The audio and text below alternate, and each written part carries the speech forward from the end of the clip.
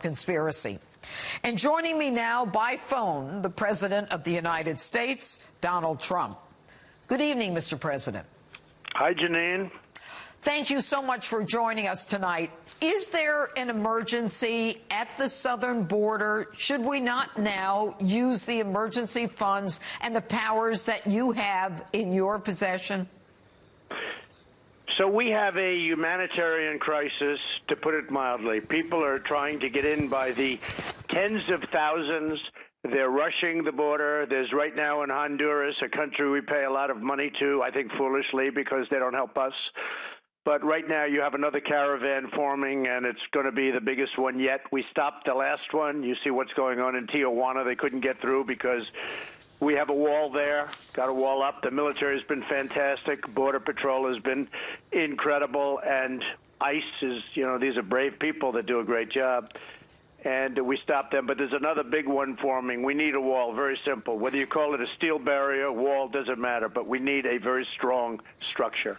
But by waiting to build a wall or using those funds that are available to you in a national emergency, aren't you negating the point of the emergency itself? Well, I have the absolute right to call a national emergency. Other presidents have called many national emergencies for things of lesser importance, frankly, than this, and I have the right to do it. I'd rather see the Democrats come back from their vacation and act. They're not acting, and they're the ones that are holding it up. It would take me 15 minutes to get a deal done, and everybody could go back to work. But I'd like to see them act responsibly, and they're not acting responsibly, and that's it.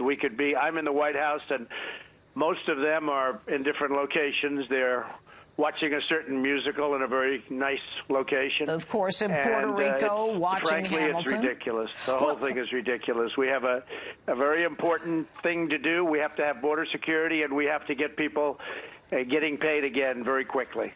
But what about, as this happens, look, you were in the White House during the Christmas holidays and over New Year's, and you've been there ever since. Nancy Pelosi's in Hawaii over the holidays. Now she's in Puerto Rico with a bunch of Democrats and lobbyists, enjoying the sun and partying down there.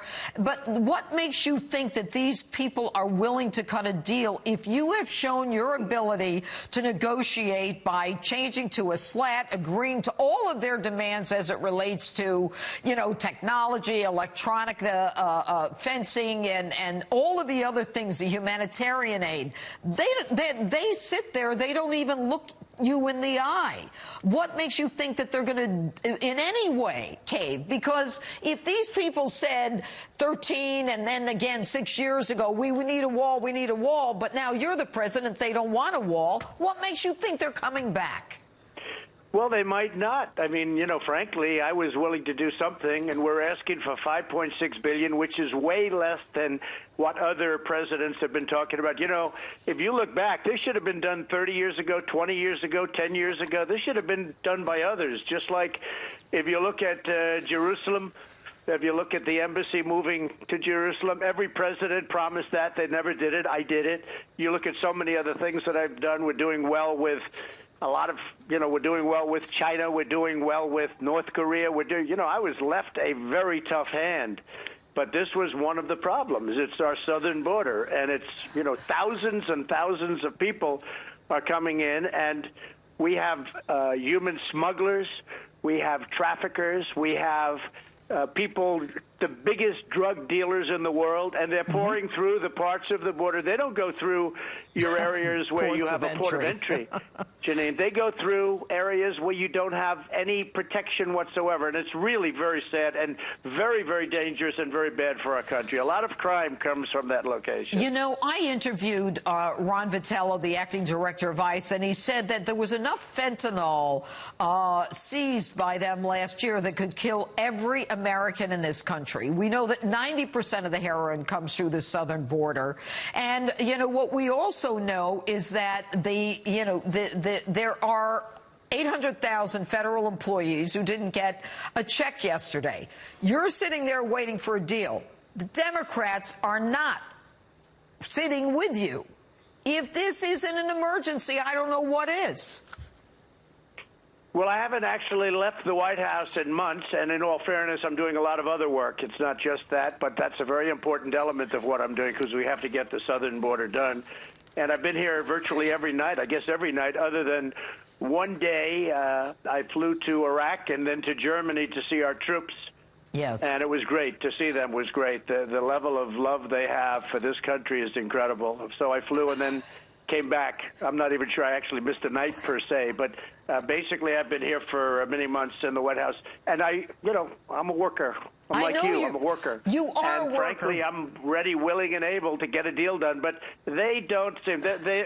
They think it's politics. I think it's bad politics. This country wants to have protection at the border. Many of our crimes, much of MS-13 comes through the border. Drugs, a big proportion of the drugs from that we have from this country in this country come through the border. The human trafficking where they tie women up, they put duct tape over their mouth, electrical tape, and they bring them in, they traffic in women and children, and they come through the border. The areas that I'm talking about, putting a wall, we do that, it can't happen anymore. It's unbelievable. It's only politics. That's the game they're playing. I actually think it's bad politics for them. So then, when Nancy Pelosi won, you very warmly in November congratulated her. And are you still confident you can get a deal done with her, or has that ship sailed? No idea. No idea. Well, we won also. We won the Senate. Right. And, there are those that would say that the Senate is more important. And for the most part, I campaigned for the Senate. Yes. And we got very little credit for that. Like even you just said they won. We won the Senate. We actually picked up additional seats. We beat incumbents, yes. Democratic, and almost everywhere I went, we won. But, I'm one person, and the House had many races, and yet we won some great races where I went. But we won the Senate, Jeanine. We picked up 2 additional seats. It's 53-47. It was 51-49. All right. So for the last time, given that they don't seem to want to come to the table, that you have done all the negotiating, why not declare? Well, that might happen, but I want to give them a chance to see if they can act responsibly. Okay. They should act responsibly. We're talking about the border, and I have to say, a lot of the people that aren't getting their checks are letting us know, we don't care, you've got to solve the crisis at the border. It's a humanitarian crisis, and it's national security. It's very important. Okay, and it's interesting. That's what I heard yesterday from some of the Border Patrol agents. Now, I want to move on to another subject. New York Times reported that the FBI opened a counterintelligence investigation the day after you fired James Comey in May of 17, and the investigation was whether you were actively working for Russia or unwittingly. So I'm going to ask you, are you now, or have you ever worked for Russia, Mr. President? I think it's the most insulting thing I've ever been asked. I think it's the most insulting article I've ever had written. And if you read the article, you'd see that they found absolutely nothing. But the headline of that article, it's called The Failing New York Times for a reason. They've gotten me wrong for 3 years. They've actually gotten me wrong for many years before that. But you look at what's going on. I fired James Comey. I call him Lion James Comey because he was a terrible liar, and he did a terrible job as the FBI director. Look at what happened with Hillary Clinton and the emails and the Hillary Clinton investigation, one of the biggest screw-ups that anybody's ever seen as an investigation. And what happened after I fired him, Andrew McCabe, Peter Strzok, his lover, Lisa Page, they did it. And, they're all gone. Most of those people, many, many people from the top ranks of the FBI, they've all been fired or they had to leave. And they're all gone. This is what they were talking about. And obviously nothing was found. And I can tell you this, if you ask the folks in Russia, I've been tougher on Russia than anybody else, probably any other president, period. But certainly the last 3 or 4 presidents, modern-day presidents, nobody's been as tough as I have from any standpoint, including the fact that we're doing oil like we've never done it. We're setting records in our country with oil and exporting oil and many other things. So, which is obviously not great for them because that's where they get their money for the most part. But many other things. So I think it was a great insult, and the New York Times is a disaster as a paper. It's a very horrible thing they said. And they've gone so far that people that weren't necessary believers are now big believers because they said that was a step too far. They really are a disaster of a newspaper. Well, you know, when you think about it, the people that were involved in that are all of the people have since been fired or gone, whether it's right. Strzok, Page, McCabe, and also the Steele dossier. But the Washington Times, the Washington Post, I should say, is following up, reporting that you went to unusual lengths to keep your conversations with President Putin under wraps. Why not release the conversation that you had with President Putin in Helsinki, along with some other stuff that might involve the FISA, Broussard, and the whole lot of them? Well, Jeanine, I would. I don't care. I mean, I had a conversation like every president does. You sit with the president of various countries. I do it with all countries. We had a great conversation. We were talking about Israel and securing Israel and lots of other things, and it was a great conversation. I'm not keeping anything under wraps. I couldn't care less. I mean, it's so ridiculous. These people make it up. Washington Post, that's basically the lobbyist for Amazon. You know, he uses that Bezos, who's got bigger problems than anybody right now. But Bezos uses that as his lobbyist, okay, as far as I'm concerned. And the Washington Post is almost as bad, or probably as bad, as the New York Times. Think of it. I have a one-on-one meeting with Putin like I do with every other leader. I have many one-on-one. Nobody ever says anything about it. But with Putin, they say, oh, what did they talk about? We talked about very positive things because, look, we are beating everybody. Our economy is the strongest in the world right now, Jeanine. Nobody even close. China's down 38%. Russia's not doing well, its economy.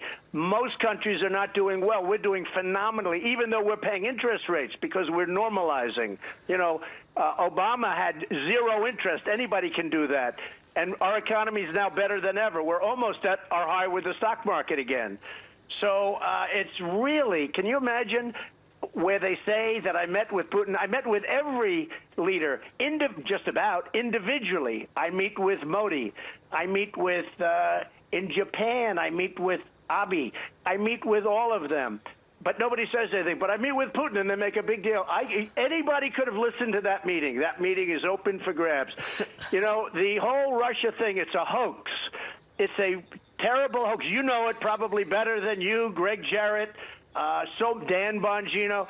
People that look at it, it's a total hoax. Everybody knows it. And it's really a shame because it takes time and it takes effort. And everybody knows there was no collusion whatsoever. They have found no collusion, and they won't find collusion because I had nothing to do. I was a better candidate than Hillary Clinton. She was a terrible candidate. And the fact is, I was obviously a good candidate. I won every debate. I won everything I did, and I won easily. 306 to 223, I believe. And that's a big difference in the college, in the electoral college. Which, of course, but it's really a shame, Jeanine. It really is a shame. It's such a waste of time. It is a waste of time. It's a waste of energy. And, you know, some people have to say to themselves, how can you deal with all of this? This New York Times article, to be absolutely truthful with you, just seems to be another rehash of the same players and the same arguments and the same dossier. You know, it's just to keep it going. And they'll keep it going as long as they can. What keeps you going? I mean, you've got such fight in you. It is unbelievable.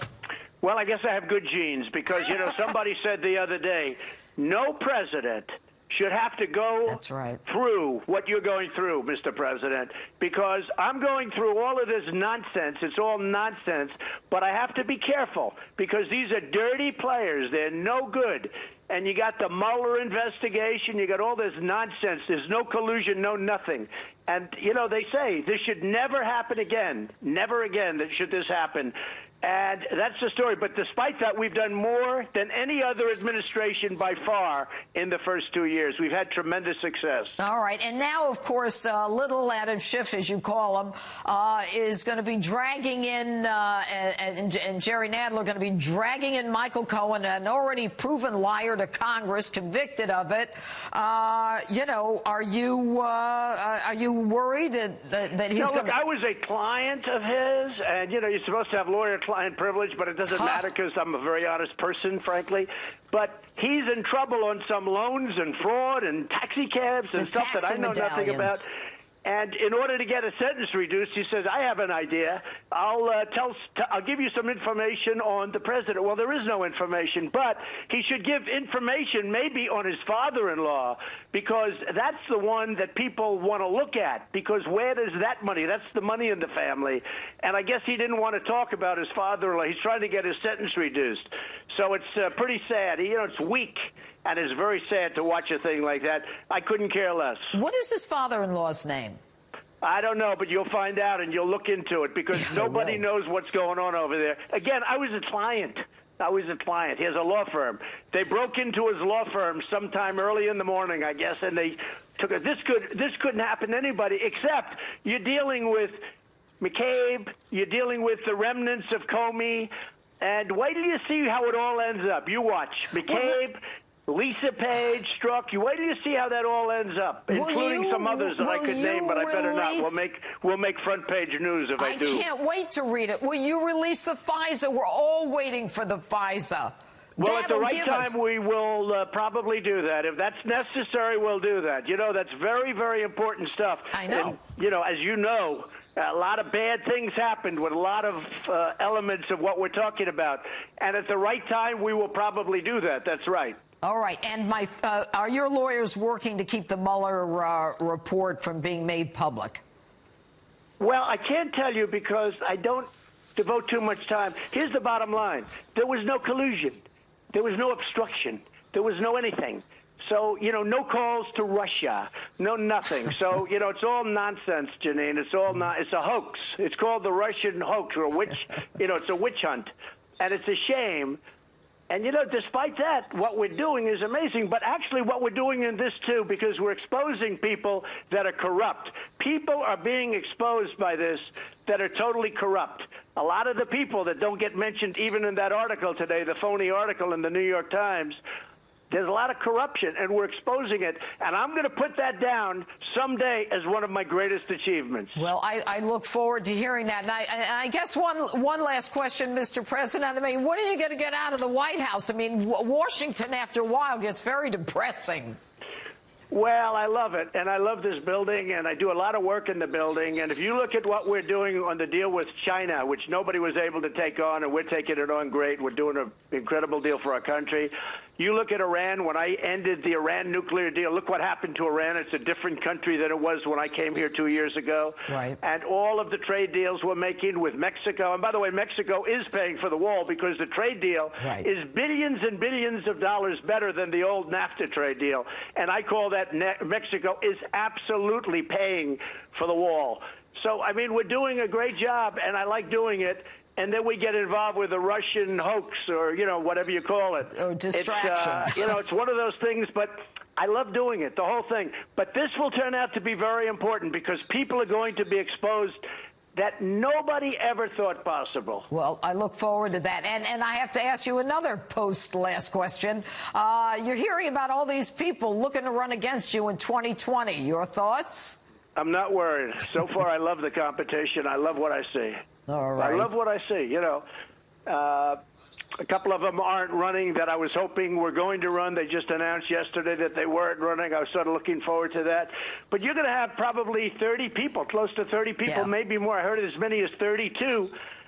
And I see nobody. In fact, I guess Bruce Springsteen, Moore, all these guys are saying, we're not going to beat them again. We're not going to. So they're all going around saying, and they're not. Look, we're doing too well. If anybody beat me, we have the greatest unemployment and employment numbers that we've ever had as a country. That's right. African-American, Hispanic-American, Asian-American, the overall number, historically the best numbers we've ever had. The economy is the best economy we've ever had. More people are working today, Jeanine, in our country than have ever worked in our country before.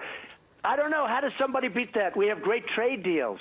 I cut taxes down to the lowest number that they've been in many years, bigger than the Ronald Reagan tax cuts. We have Anwar. We got rid of the individual mandate on this horrible Obamacare, which we'll end up taking care of. Watch what's going to happen there. So, we're doing a good job, and I think people see it. Who is the one person that you would really like to run against? Well, I don't want to pick anyone out, but, a lot of people say Biden's doing okay, but, he was always a 1%er. He was a 1% guy. He ran 2 or 3 times. He never got above 1%. And then Obama came along and took him off the trash heap. Then he became a vice president, and now he's probably leading. But he's basically a 1% guy. He's weak.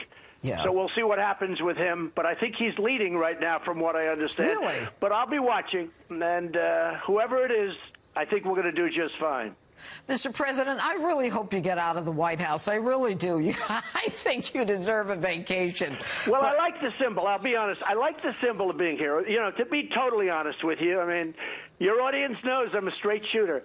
I like the symbol of me being here and them being at some play in a nice location, having a good time. I like that symbol because I am ready to sign, and they're not, So we'll see what happens, and if they don't do it, if they don't come to their senses, you know what I'll do? I'll do a national emergency. We're all set. It's 100%, and I'll have to do that. But honestly, we shouldn't have to. But you know what, Jeanine? They're going to want something from me someday. Very important, because I have to sign everything. Everything has to go through the White House. Mitch McConnell and the Republicans have done an incredible job, and they have stuck together like glue. We have tremendous support. Good. But, you know, they're going to want something from us for one of their favorite little deals. And all of a sudden, they're going to find out it's going to be very, very tough for them. We need security at the southern border for our country. Right. Well, I'll tell you, Mr. President, when you reference the viewers, the justice viewers, they are behind you 100%. Mr. President, thank you for being with us tonight. We're very grateful. Thank you, Jeanine. Thank you very much. All right.